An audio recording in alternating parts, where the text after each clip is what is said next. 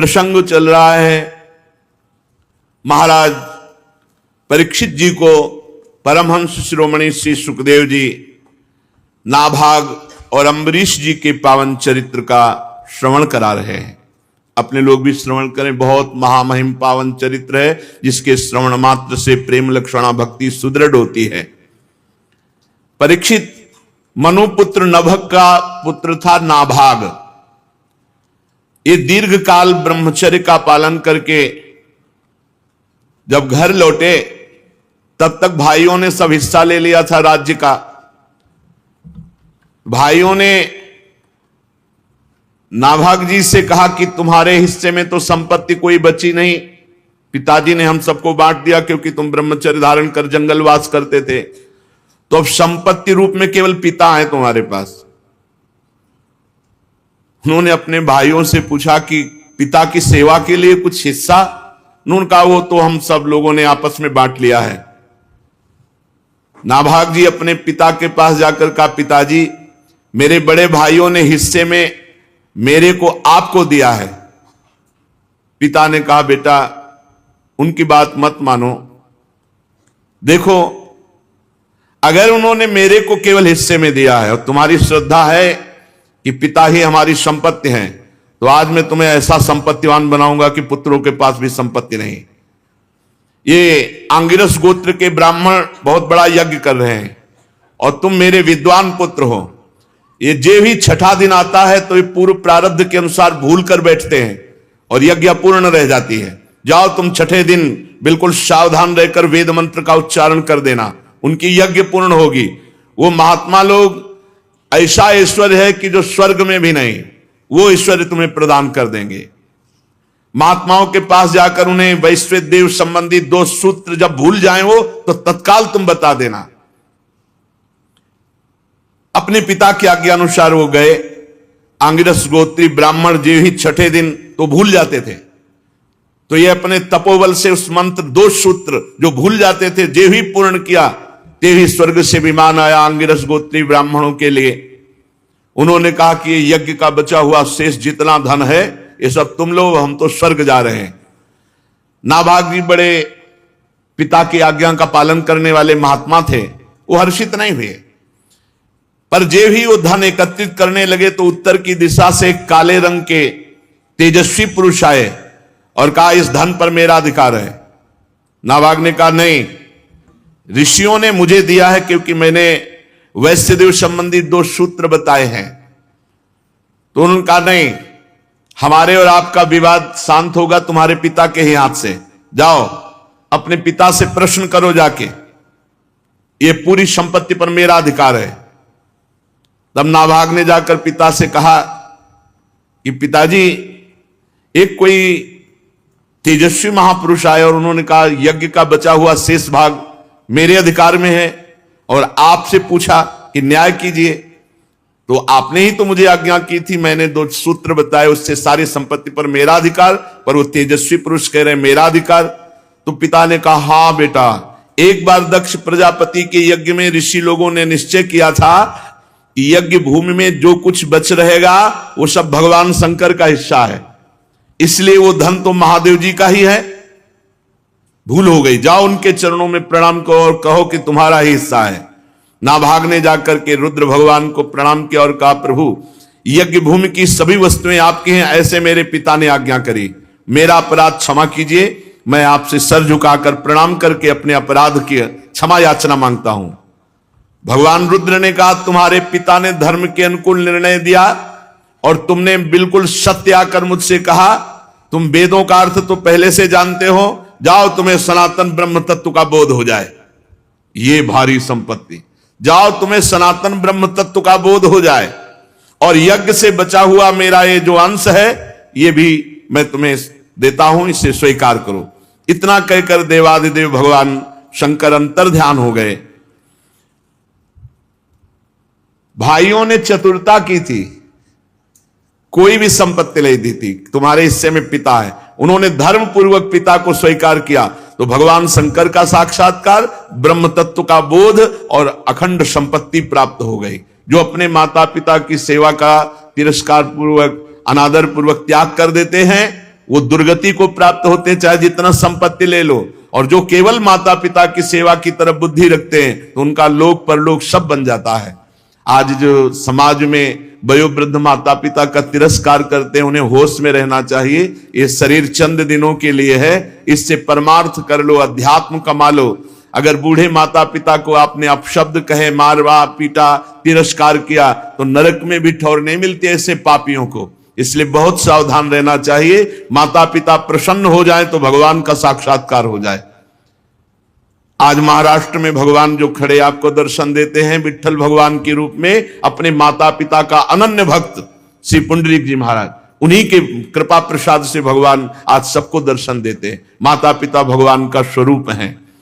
जो प्रातःकालीन एकाग्रचित से इस आख्यान का स्मरण करेगा उसकी विपत्तियां नष्ट हो जाएंगी।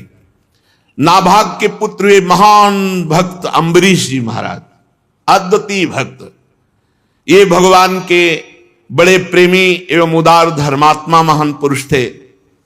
ब्रह्म शाप कभी नहीं रोका जा सकता और वो अम्बरीश का बाल बांका भी नहीं कर सका। राजा परीक्षित ने पूछा, भगवान मैं परम ज्ञानी राजर्षि अम्बरीश का पावन चरित्र सुनना चाहता हूं। ब्राह्मण ने क्रोधित होकर उन्हें शाप दे दिया। जो ब्रह्म शाप टाला नहीं जा सकता वो भी उनका कुछ नहीं बिगाड़ सका। ये बड़े आश्चर्य की बात है। श्री सुखदेव जी ने कहा, अम्बरीशो महाभागः सप्तद्वीपवती महीम अव्ययाम च श्रियम लब्ध्वा विभवम चातुलम भुवि मेनेति दुर्लभम पुंसाम सर्वम तत्स्वप्न संस्तुतम विद्वान विभव निर्वाणम तमो विशति यत्पुमान वासुदेवे भगवती तद्भक्तेषु च साधुषु प्राप्तो भावम परम विश्वम येनेदम लोष्टवत् स्मृतम। श्री सुखदेव जी ने कहा, परीक्षित, अम्बरीश जी बड़े महान भाग्यवान भक्त थे। वैसे तो संपत्ति सातों द्वीपों की अचल संपत्ति, एक छत्र सम्राट, अतुलनीय ऐश्वर्य ये प्राप्त था। यद्यपि ये साधारण मनुष्यों के लिए अत्यंत दुर्लभ है, फिर भी अम्बरीश जी इसे स्वप्न तुल्य समझते थे। कोई महत्ता नहीं थी चक्रवर्ती सम्राट पद का या सप्तद्वीप महिमंडल अधिपति का, कोई महत्व नहीं, स्वप्न तुल्य समझते थे। क्योंकि वे जानते थे सत्य वस्तु तो भगवान नाम है, सत्य वस्तु भगवान की भक्ति है। ये सब मायाकृत है और जो इस माया में फंस जाता है वो घोर नरकों में जाता है। ये केवल 4 दिन की चांदनी है, उसका दीपक बुझा बुझाया है। जो भगवान से विमुख है, भगवान का भजन नहीं करता, ऐश्वर्य प्रमाद में अपना समय काटता है। वासुदेवे भगवती तद्भक्तेषु च साधुषु। अम्बरीश जी की सबसे बड़ी महिमा निरंतर भगवान में स्थिति और संग भगवत प्रेमी महात्माओं का। वासुदेवे भगवती और तद्भक्तेषु च साधुषु तो प्राप्तो भावम परम विश्वम येनेदम लोष्टवत् स्मृतम। ऐसा भाव प्राप्त हुआ था कि चक्रवर्ती सम्राट पद का ऐश्वर्य वैभव वो उनको माटी के ढेले के समान दिखाई देता था। ये सारी संपत्तियां मिट्टी के ढेले के समान स्वप्नवत अनुभव में आ रही थी। एकमात्र भगवान की भक्ति और भगवत प्रेमी महात्माओं का संग, इससे अम्बरीश जी की बड़ी ऊंची स्थिति थी। सा वै मनः कृष्ण पदारविंदयोर वचांसि वैकुंठ गुणानुवर्णने करौ हरेर्मंदिर मार्जनादिषु श्रुतिम चकाराच्युत सत्कथोदय। अम्बरीश जी की क्या स्थिति थी? बोले स वै मनः कृष्ण पदारविंदयोर। अपने मन को अम्बरीश जी ने श्री कृष्ण चरणारविंद में सदा सदा के लिए समर्पित कर दिया था। मन स्थिति कृष्ण चरणारविंद, सावई मन कृष्ण पदारविंदयोर। ये स्थिति गोपी जनों की थी। मुरारी पादार्पित चित्त वृत्ति, एक एक वृत्ति कृष्ण चरणारविंद में समर्पित गोपी जनों की। ऐसे ही सावई मन कृष्ण पदारविंदयोर, भगवान श्री कृष्ण चंद्रजू के सांवले चरणारविंद में मन को डुबो दिया। वही सदा सदा के लिए मन विराजमान है। सावई मन कृष्ण पदारविंदयोर। और वचांसि वैकुंठ गुणानुवर्णने, ये नियम था अम्बरीश जी का, मौन नहीं तो वाणी से बिल्कुल कुछ अन्य वार्ता नहीं भगवद वार्ता के सिवा। वाणी मौन और बोले तो भगवत वचांसि वैकुंठ गुणानुवर्णने, भगवान की चर्चा, भगवान नाम कीर्तन, भगवत महिमा, भगवत रूप महिमा, लीला धाम गुण, इन्हीं की चर्चा, अन्यथा मौन। ये बहुत उत्तम स्थिति होती है, अपराधों से बचने के लिए मौन बहुत आवश्यक है, नहीं सबसे ज्यादा साधक से वाणी से अपराध बनता है। मन जहां इष्ट देव के चरणारविंद, वाणी मौन, या तो भगवत चर्चा नहीं तो शांत। इसलिए हरिवंश महाप्रभु ने स्फुट वाणी में आखिरी दोहे में कहा, रसना कटो जो अन रटो, निरखी अन फुटो नयन, श्रवण फुटो जो अन सुनो, श्री राधा जसवैन।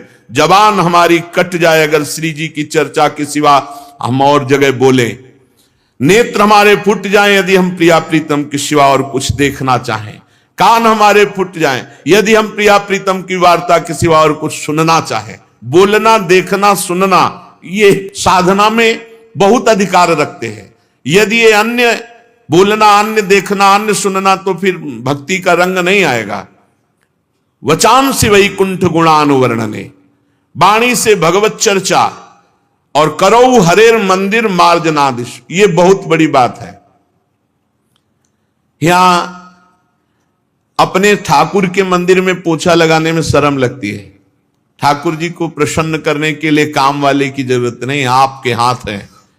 चक्रवर्ती सम्राट हैं, कितने दास दासियां होंगे विचार करो, लेकिन करौ हरेर मंदिर मार्जनादिश, अपने हाथ से ठाकुर जी के पात्रों को धोना, अपने हाथ से ठाकुर जी के महल में पोछा लगाना, सोहनी लगाना, ये आचार्य स्वयं आकांक्षा करते हैं कि मुझे श्री जी की कुंज की सोहनी लगाने वाली बन जाऊं या सोहनी बन जाऊं। अपने हाथ से, बहुत सौभाग्य है जो अपने हाथ से ठाकुर सेवा करते हैं। इसका कोई ज्यादा महत्व नहीं कि मंदिर बनवा दिया, पुजारी रख दिया, आप मौज मस्ती विषयों में ले रहे हैं और रुपया हर महीने दे, तो ठाकुर जी आपको लाख गुना बढ़ाकर दे देंगे। लेकिन वो भक्ति या प्रीति या ठाकुर जी के दासत्व की बातें नहीं है, ये बातें नहीं। करौ हरेर मंदिर मार्जनादिश, स्वयं अपने हाथ से ठाकुर जी के महल में सोहनी लगाना, ठाकुर जी के मंदिर में पोछा लगाना, स्वयं ठाकुर जी के पार्षद जो पात्र हैं उनका मार्जन करना, ये अम्बरीश जी करते थे। इसी के कारण उनको पता नहीं था, पर सुदर्शन चक्र सदैव सुरक्षा में रहता था।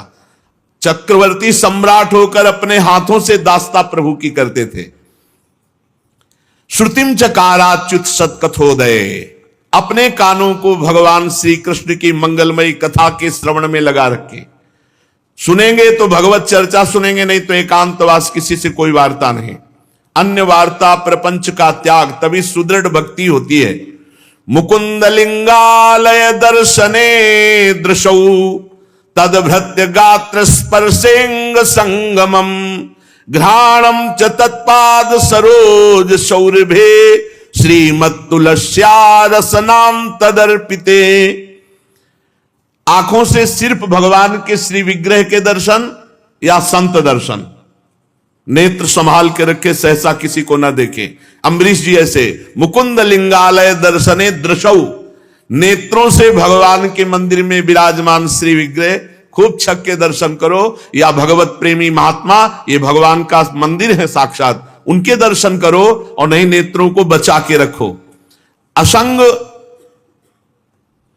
भावना की पुष्टता के लिए तदभृत्य गात्र स्पर्शेंग संगमम, केवल भगवान के भक्तों का ही स्पर्श, अन्यथा नहीं।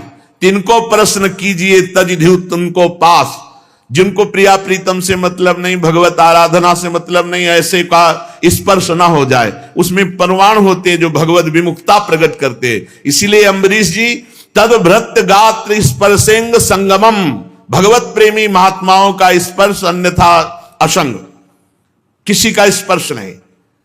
घ्राणम च तत्पाद सरोज सौरभे, श्रीमत्तुलस्या रसनाम तदर्पिते। अगर हमें सुगंध लेनी है तो प्रभु का प्रसादी इत्र होगा, तो या श्री चरणों में चढ़ी हुई तुलसी या प्रभु के पुष्पमाला, उसी को घ्राणेंदी में, अन्यथा घ्राणेंदी पतिव्रता की तरह केवल प्रसादी, अमनिया कभी नहीं। और रसना प्रभु को अर्पित किए हुए नैवेद्य का, प्रसाद का। और प्रसाद में कभी बुद्धि, पदार्थ बुद्धि ना आने पावे, अन्न बुद्धि ना आने पावे कि अरे आज तो एकादशी है, आज तो प्रसाद, ये अन्न है, आज अन्न हो गया तो कल प्रसाद हो जाएगा क्या? और जब प्रसाद है तो सिर्फ प्रसाद है। ये बड़े बड़े संत भगवान पधारे थे अभी 2-3 दिन के अंतराय में। उन्होंने एक प्रश्न रखा कि प्रसाद में चर्बी वाला घी लगाया गया था, हम लोग तो सब भ्रष्ट हो गए, तो हमारी शुद्धि कैसे होगी? तो हृदय से जो बात आई कि अगर प्रसाद पाया है तो अशुद्धि हो ही नहीं सकती, और अगर प्रसाद नहीं पाया तो फिर लड्डू पाया है तो शुद्धि करो जाके। अगर प्रसाद शब्द है तो प्रसाद कभी अपवित्र नहीं होता। जब हमारे प्रभु ने पा लिया और हम प्रसाद भोगता है तो हम भ्रष्ट कैसे हो सकते हैं? प्रसाद कभी भ्रष्ट नहीं करता है। प्रसाद सिर्फ प्रसाद होता है, उसमें ना अन्न बुद्धि, न पदार्थ बुद्धि, न जहर मिला दिया जाए तो भी क्या फर्क पड़ेगा? प्रसाद बुद्धि। मीरा जी को केवल एक शब्द कान में पड़ा, गिरधर का प्रसाद, पी गई हलाल विष, और बताया गया कि ये विष मत पियो। उन्होंने कहा नहीं, ये प्रसाद है। प्रसाद शब्द जहां लग गया वो सब पूर्ण हो गया, वहां कहीं अपवित्रता नहीं। प्रसाद के बाद ये शुद्धि करना तो भगवान के प्रसाद का अपमान है। पीछे भगवान जाने, जब भगवान की दृष्टि से होकर आ गया तो हमारे लिए अब वो महान पवित्र प्रसाद है। तो कह रहे हैं रसेंद्री में सिर्फ भगवत प्रसाद। और पादौ हरे क्षेत्र पदानुसर्पणे शिरोहसी केश पदाभिवंदने कामं च दासे न तु काम काम्यया यथोत्तम श्लोक जनाश्रयारति। अम्बरीश जी अपने पैरों से भगवान के दर्शन करने की यात्रा, परिक्रमा, भगवान के धाम क्षेत्रों की यात्रा, इससे भक्ति पुष्ट होती है, हमारा जीवन पवित्र होता है। और सिर से भगवान के चरण कमलों में साष्टांग दंडवत प्रणाम। भगवान के चरणों में सिर से साष्टांग दंडवत प्रणाम।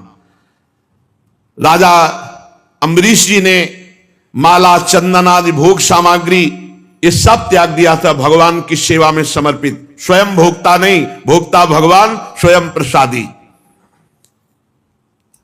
ये सब करते थे किस लिए? बोले भगवत प्रेम के लिए। कामम च दासे न तु काम काम्यया यथोत्तम श्लोक जनाश्रयारति। जो भगवान के प्रेमी भक्तों में प्रेम रहता है वही प्रेम प्राप्त करने के लिए अम्बरीश जी ऐसी दिनचर्या करते थे। उन्होंने सारे कर्म भगवान श्री कृष्ण के चरणों में, इंद्रियातीत भगवान के प्रति सर्वात्मा सर्वस्वरूप समझ करके अपने जीवन को, अपने राज्य को, अपने सर्वस्व को भगवान को समर्पित कर दिया था। और भगवत भक्तों की आज्ञा के अनुसार राज्य पालन करते थे। उन्होंने धर्म नाम के निर्जल देश में सरस्वती नदी के प्रवाह के सामने वशिष्ठ जी, असित जी, गौतम जी आदि महान आचार्यों द्वारा भगवान की बड़ी बड़ी दक्षिणा वाली अश्वमेध यज्ञ की, जिससे भगवान की आराधना बने। यज्ञ में देवताओं के साथ जब सदस्य और ऋत्विज बैठ जाते तो उनकी पलकें नहीं पड़ती। सुंदर वस्त्र, वैसा ही भगवान के भक्त अम्बरीश जी का सुंदर रूप देवताओं के समान दिखाई देते थे। उनकी प्रजा महात्माओं के द्वारा गाए हुए भगवान के उत्तम चरित्र श्रवण करने में समय लगाती और गान करने में। अम्बरीश जी का आदेश था पूरे राज्य में रोज प्रातः से सायं तक भगवान की सेवा होगी, नाम कीर्तन होगा, भगवत चर्चा होगी, और जिसको जो आवश्यकता हो राज खजाने से ले जाए। लेकिन किसी भी घर में अगर धूप आरती भगवत सेवा नहीं हुई वो दंड मुक्ताधिकारी माना जाएगा। तो पूरे राज्य में भगवत भक्ति छाई हुई थी। बड़े बड़े संत महात्माओं के पावन चरित्र गाए जाते, भगवान के पावन चरित्र गाए जाते।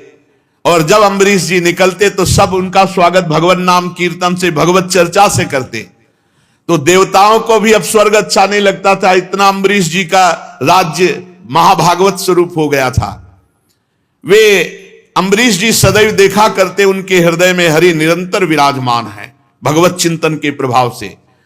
इसलिए उन लोगों को वो भोग सामग्री भी हर्षित नहीं कर पाती जो बड़े बड़े सिद्धों के लिए दुर्लभ है।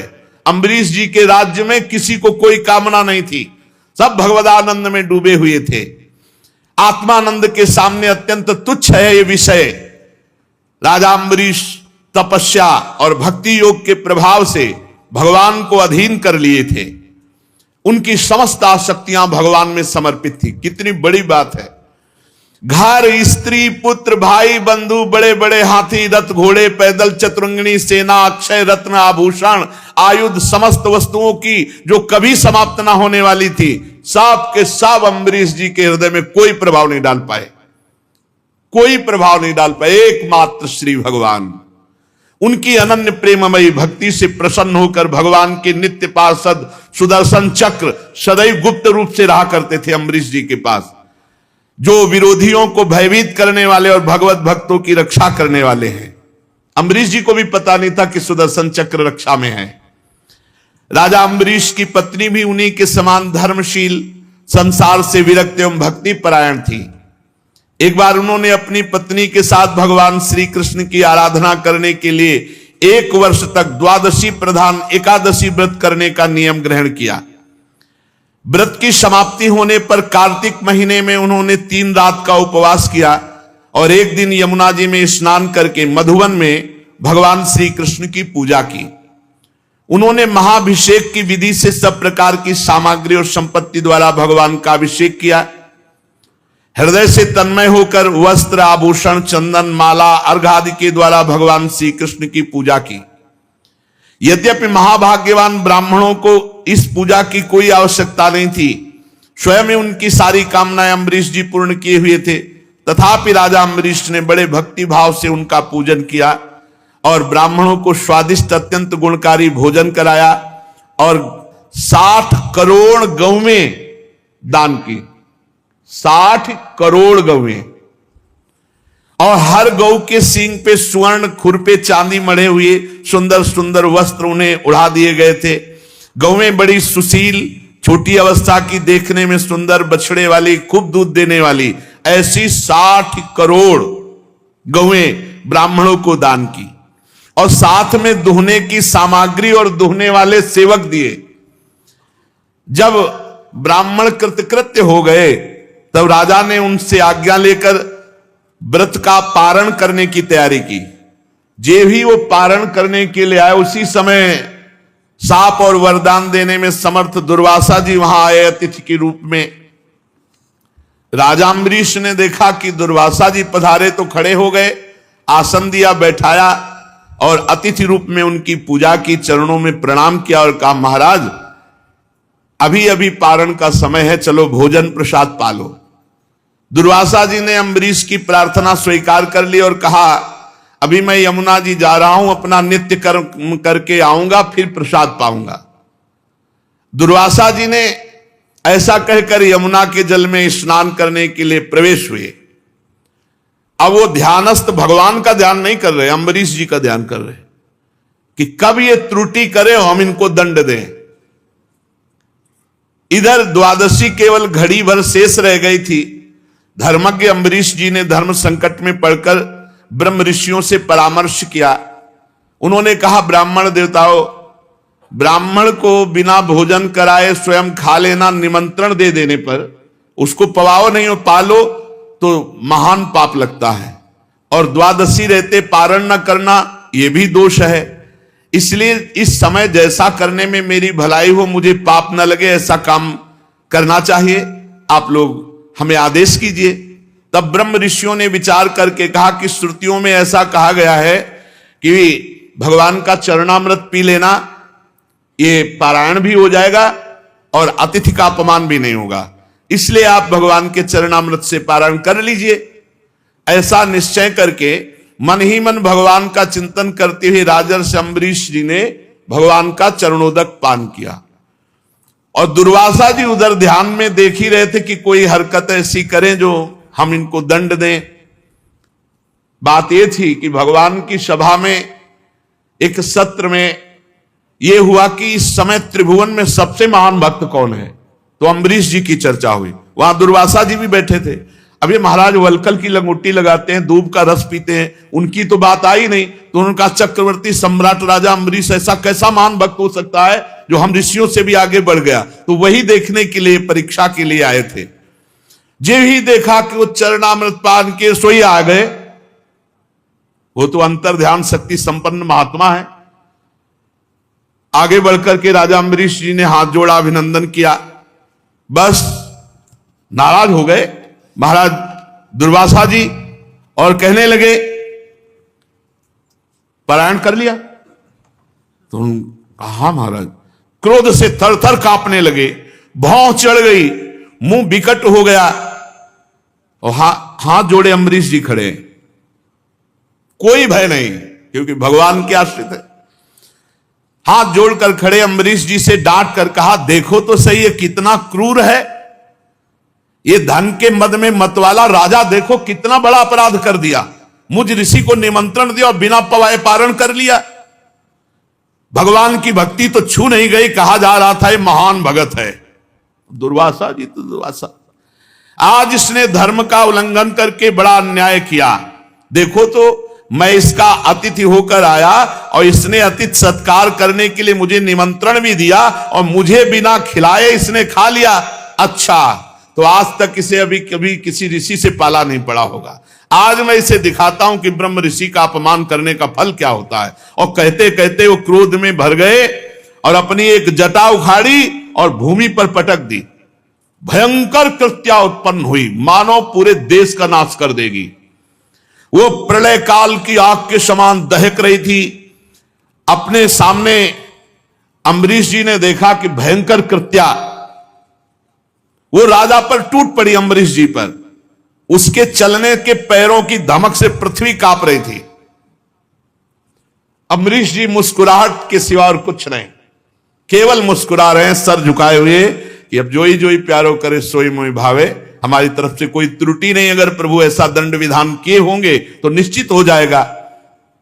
एक पग भी नहीं डरे ना हटे और कृत्या भयंकर आगे बढ़ती आ रही थी। जीव के त्यों खड़े थे और किसी को पता नहीं था कि परम पुरुष परमात्मा का दिव्य सुदर्शन चक्र अम्बरीश जी की रक्षा में है। जीव ही क्रोध से भवक्ति हुई, वो कृत्या आगे बढ़ी। सुदर्शन चक्र जी ने जलाकर राख कर दिया कृत्या को भस्म कर दिया। अब जब दुर्वासा जी ने देखा कि मेरे तपस्या से प्रकट हुई कृत्या तो भस्म हो गई और सुदर्शन चक्र जी ने दुर्वासा जी की तरफ मुख किया। अब भागे दुर्वासा जी प्राण बचाने के लिए, क्योंकि अब सुदर्शन चक्र कोई साधारण अस्त्र तो है नहीं कि दुर्वासा जी रोक देंगे, तो भगवान श्री हरि का दिव्यास्त्र है। ऊंची ऊंची लपटे दावानल के समान और दुर्वासा जी आगे धीरे धीरे सुदर्शन चक्र जी, क्योंकि ताप भर देना मारना नहीं है। भागे भगवान के सुदर्शन चक्र के ताप से बचने के लिए। जब दुर्वासा जी ने देखा कि चक्र तो मेरा पीछा नहीं छोड़ रहा, तो मन के वेग से दौड़ने लगे। सुमेर पर्वत की गुफा में प्रवेश किया, वहां भी सुदर्शन चक्र। दुर्वासा जी जहां जा सकते वहां सुदर्शन चक्र क्यों नहीं जा सकता? तो जहां जहां दुर्वासा जी वहां सुदर्शन चक्र। दिशा आकाश पृथ्वी अतल वितल के लोक समुद्र लोकपाल सब जगह गए, जहां जहां गए सुदर्शन चक्र पीछा नहीं छोड़ा। जब उन्हें कहीं भी कोई रक्षक नहीं मिला तब तो डर गए, थक गए थे भाग भाग के।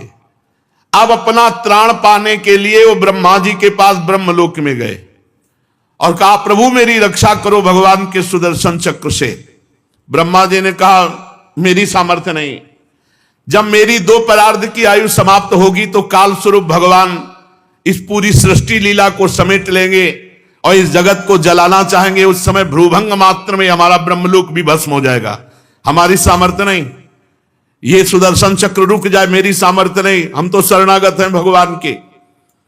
मैं भगवान शंकर दक्ष भृगु आदि प्रजापति भूतेश्वर देवेश्वर ये सब जिनकी बनाए नियमों में बंधे हैं, जिनकी आज्ञा का पालन करके हम संसार का हित करते हैं, ऐसे भक्त द्रोही को ब्रह्मलोक में कोई स्थान नहीं। तुरंत छोड़ दो, नहीं सुदर्शन चक्र ब्रह्मलोक को भस्म कर देगा।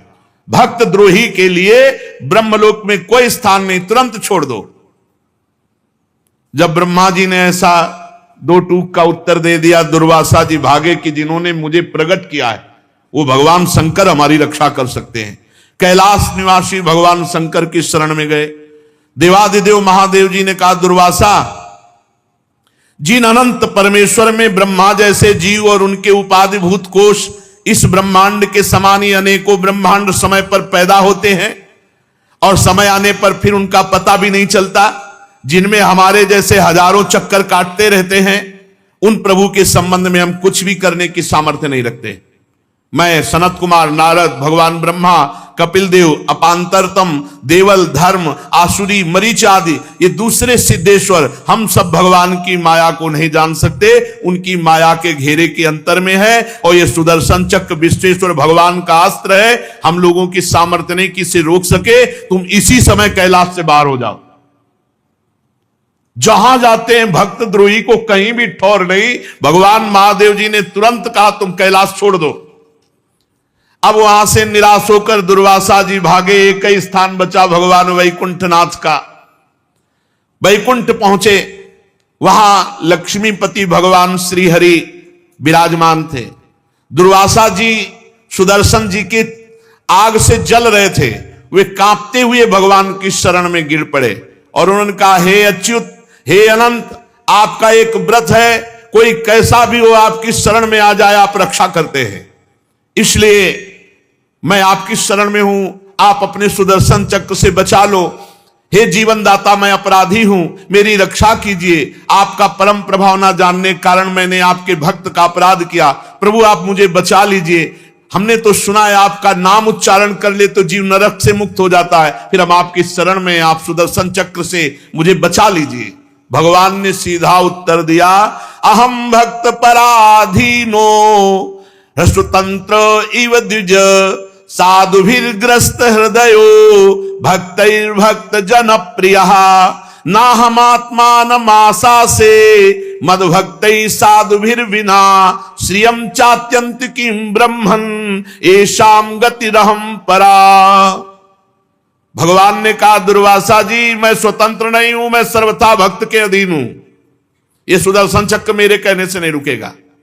मुझ में तनिक भी स्वतंत्रता नहीं है।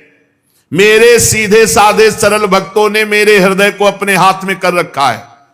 भक्तजन मुझसे प्यार करते और मैं उनसे, भक्त मेरा हृदय, मैं उनका हृदय हूं, एकमात्र उनका आश्रय मैं हूं। इसलिए अपने साधु स्वभाव भक्तों को छोड़कर मैं ना तो अपने आप को चाहता हूं और ना अपनी अर्धांगिनी विनाश रहित लक्ष्मी को भी उतना प्यार करता हूं जितना प्यार भक्तों को करता हूं।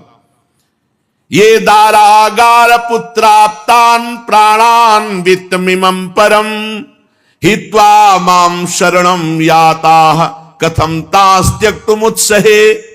दुर्वासा, जिन भक्तों ने स्त्री पुत्र घर गुरुजन प्राण धन इहलोक परलोक सब कुछ छोड़कर मेरी केवल शरण लिए, उसे मैं छोड़ने का संकल्प भी कैसे कर सकता हूं।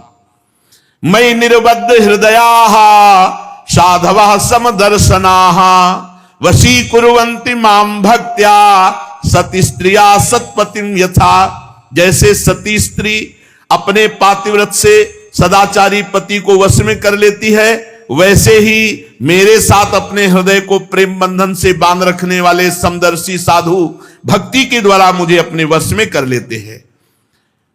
साधवो हृदय मह्यम साधु नाम हृदय त्वहम मदन्यते न जानन्ति नाहम तेभ्यो मनागपि।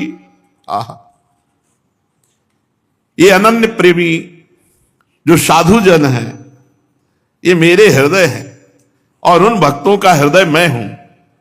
मेरे सिवा वो सालोक के सारूप आदि मुक्तियां नहीं चाहते, फिर अन्य वस्तुओं की तो बात ही क्या। दुर्वासा जी, वो मेरे सिवा अन्य किसी को नहीं जानते तो मैं उनके सिवा अन्य किसी को नहीं जानता।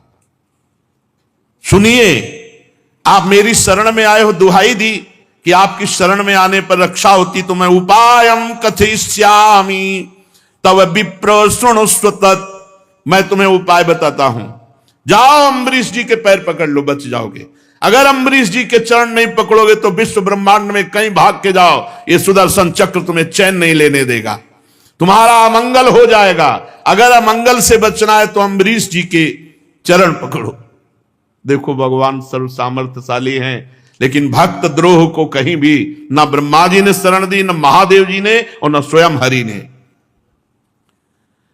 इसमें संदेह नहीं कि ब्रह्म ऋषियों की तपस्या और विद्या परम कल्याण का साधन है, परंतु यदि उद्दंड हो जाए, अन्यायी हो जाए, तो उल्टा फल देने वाली होती। इस समय तुमने उद्दंडता की, एक महान भागवत को कृत्या प्रकट करके धमकाने और मारने की चेष्टा की।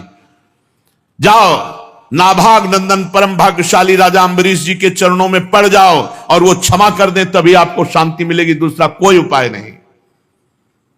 परीक्षित, जब भगवान ने इस प्रकार आज्ञा दी तो सुदर्शन चक्र की ज्वाला से जलते हुए दुर्वासा जी दौड़ते हुए अम्बरीश जी के पास आए और अत्यंत दुखी होकर साष्टांग लौट गए चरणों में, अम्बरीश जी के चरणों में। दुर्वासा जी की चेष्टा देख करके अम्बरीश जी महाभागवत हैं, वो बड़े लज्जा से युक्त हुए और भगवान के सुदर्शन चक्र की स्तुति करने लगे। उस समय उनका हृदय दयावश अत्यंत पीड़ित हो रहा था। अम्बरीश जी ने कहा, त्वाम अग्निर्भगवान सूर्य त्वम सोमो ज्योतिषाम पति त्वमापस्त्वम क्षितिर्व्योमो वायुर्मात्रेन्द्रियाणि च सुदर्शन नमस्तुभ्यं सहस्राराच्युत प्रिय सर्वास्त्र घातिनो विप्राय स्वस्ति भूया इडस्पते। प्रभु सुदर्शन, आपको नमस्कार है। आप अग्नि स्वरूप हैं, आप परम समर्थ सूर्य स्वरूप हैं, समस्त नक्षत्र मंडल के अधिपति चंद्रमा के भी आप स्वरूप हैं, जल पृथ्वी आकाश वायु पंच तन्मात्रा संपूर्ण इंद्रियों के रूप भी आप हैं। भगवान के प्यारे हजार चक्र वाले सुदर्शन देव, मैं आपको नमस्कार करता हूं। किसी भी शस्त्र अस्त्र की सामर्थ्य नहीं कि आपको रोक सके। हमारी प्रार्थना है कि आप इन ब्रह्म ऋषि की रक्षा कीजिए।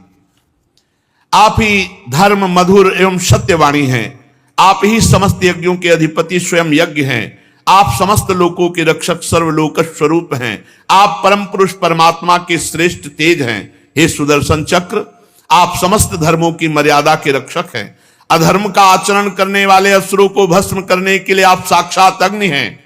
आप ही तीनों लोकों के रक्षक एवं विशुद्ध तेजों में हैं। आपकी गति मन के वेग के समान है, आपके कर्म अद्भुत है। हे सुदर्शन चक्र, मैं आपकी स्तुति करता हूं, आपको नमस्कार करता हूं। विश्व के रक्षक, आप रणभूमि में जब अपना रूप धारण करते हैं तो किसी की सामर्थ्य नहीं कि आपकी टक्कर ले सके।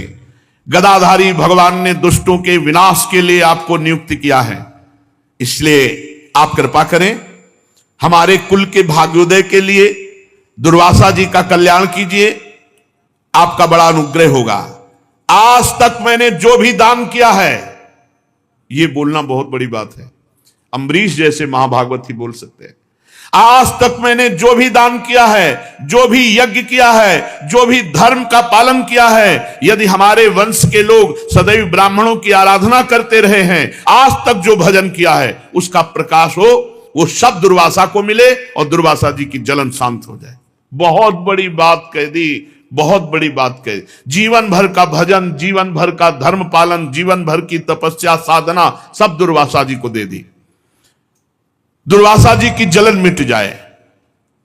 यदि मैंने समस्त प्राणियों में श्री भगवान को देखा है और भगवान मुझ पर प्रसन्न है, तो सुदर्शन जी शांत हो जाएं और दुर्वासा की जलन मिट जाए। इतना कहना ही था कि भगवान के सुदर्शन चक्र शांत हो गए, क्योंकि भजन का प्रभाव। दुर्वासा जी ने देखा सुदर्शन जी अंतर्धान हो गए, जलन मिट गई, चित्त स्वस्थ हो गया। तब उन्होंने कहा, ओहो, आज मैंने महिमा देख ली। अहो अनंत दासा नाम महत्वम दृष्ट मध्य में। भला जो कृत्या प्रकट कर रहे मारने को, उनके लिए पूरे जीवन का भजन दे देना, ये केवल भगवान के दासों में होता है। ये उदार हृदय केवल भगवान के भक्तों में होता है। वो खुद कह रहे, अहो अनंत दासा नाम महत्वम दृष्ट मध्य में कृतागशोपि यद राजन मंगलानि समीह से। अहो धन्य है, आज मैंने भगवान के प्रेमी भक्त का महत्व देखा।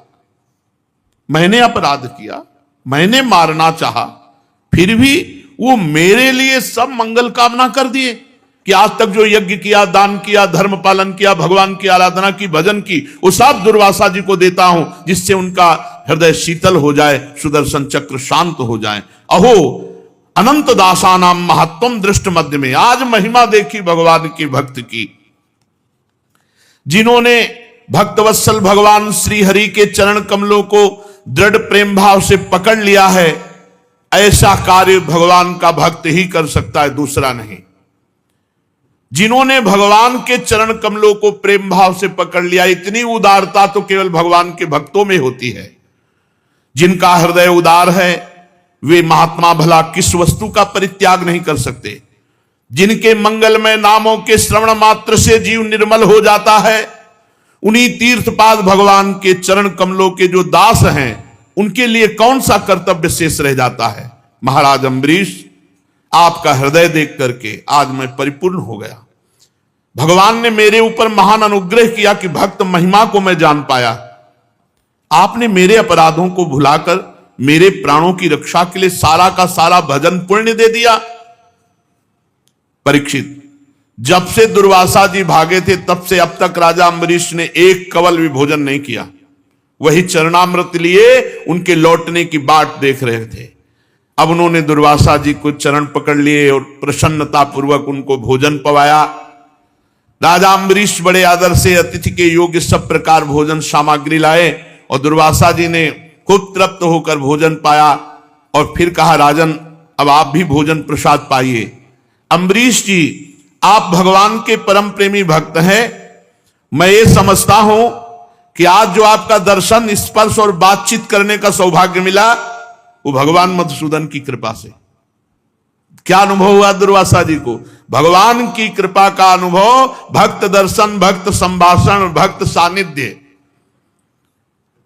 स्वर्ग की देवांगनाएं आपके इस उज्ज्वल चरित्र का गान करेंगी। पृथ्वी पर भी आपकी परम पुण्यमयी कीर्ति का संकीर्तन होता रहेगा। दुर्वासा जी बहुत संतुष्ट हुए, राजा अम्बरीश जी के गुणों की प्रशंसा की और इसके बाद उनसे अनुमति लेकर आकाश मार्ग से ब्रह्मलोक की यात्रा की। परीक्षित, जब सुदर्शन चक्र से भयभीत होकर दुर्वासा जी भगे थे, तब से लेकर उनके लौटने तक 1 वर्ष का समय व्यतीत हुआ। 1 वर्ष तक अम्बरीश जी वैसे ही खड़े रहे, चरणामृत पान किए हुए। यह है महाभक्ति की महिमा। जल पीकर उतने ही 1 वर्ष तक खड़े रहे। जब दुर्वासा जी चले गए तब उनके भोजन से बचे हुए भगवत प्रसाद अन्न का पान किया। अपने कारण दुर्वासा जी का दुख में पड़ना, फिर अपनी ही प्रार्थना से छूटना, दोनों बातों में भगवान की लीला समझ करके अम्बरीश जी संतुष्ट हुए। राजा अम्बरीश में ऐसे अनेक गुण थे। अपने समस्त कर्मों के द्वारा वे परब्रह्म परमात्मा श्री भगवान में भक्ति भाव की अभिवृद्धि करते रहे। उस भक्ति के प्रभाव से उन्होंने ब्रह्मलोक तक के समस्त भोगों को नरकों के समान समझा। तदनंतर राजा अम्बरीश जी ने अपने ही समान भक्त पुत्रों पर राज्य का भार छोड़ दिया और स्वयं एकांत वन में जाकर भगवान की परम भक्ति में डूबे और इस संसार के प्रवाह से मुक्त हो गए। परीक्षित, ये महाराज अम्बरीश का परम पावन आख्यान है। जो इसका कीर्तन करेगा और स्मरण करेगा, श्रवण करेगा, वो निश्चित भगवान की कृपा से भगवान के परम धाम को प्राप्त होगा।